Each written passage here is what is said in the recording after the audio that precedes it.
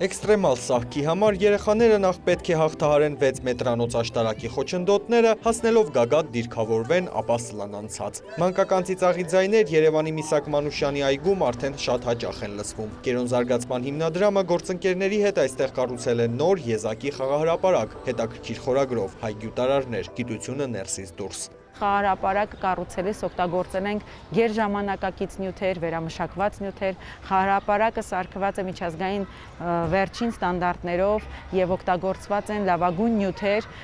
բերված են միջազգային լավագույն ընկերությունների խաղասարքեր եւ այն ներառական է եւ անվճար։ Գիտության թեմայով խաղահրապարակը հնարավորություն է ինտերակտիվ խաղերի միջոցով երեխաներին մոտեցնել ֆիզիկային ու աստղագիտությանը։ Բոլոր խաղասարքերն արտացոլում են գիտական տարբեր փորձեր, ինչը կնպաստի, որ փոքրիկները դեռ վաղ տարիքից բացահայտեն գիտության աշխարհը, ծանոթանան հայ մեծանուն գիտնականների, նրանց գյուտերի հետ։ Երեխաները թերևս խաղի միջոցով են լավագույնս սովորում որևիցե մի բան եւ մեր նպատակը հենց դա էր, որ անմիջական առօրյա խաղի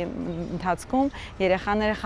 խաղալով սովորեն մեր այն մարդկանց անունները, որոնք շատ կարևոր են մեր ազգի պատմության համար եւ մեծ ներդրում ունեն նաեւ համաշխարհային պատմության մեջ, նաեւ լինելով հայ։ Սա մայրաքաղաքում Կերոնի կառուցած երրորդ եւ վերջին խաղահրապարակն է։ Նման միջավայր է ձևավորվել նաեւ Օղակաձև զբոսայգում եւ Խաչքարերի պուրակում։ Խաղահրապարակները ստեղծվել են հայկական խորհրդանիշների հիման վրա՝ հայկական գորգ, կենաց ծառ, կարմրախայտ ձուկ։ Մեծ ուրախությամբ կարող եմ ասել, որ ընդամենը 3 խաղահրապարակ կառուցելով մենք եւ այս 1 տարվա ընթացքում մենք տեսնում ենք մեծ տենդենս Հայաստանում լավագույն խաղահրապարակներ սարքելու թե մասնավոր ընկերությունների կողմից, թե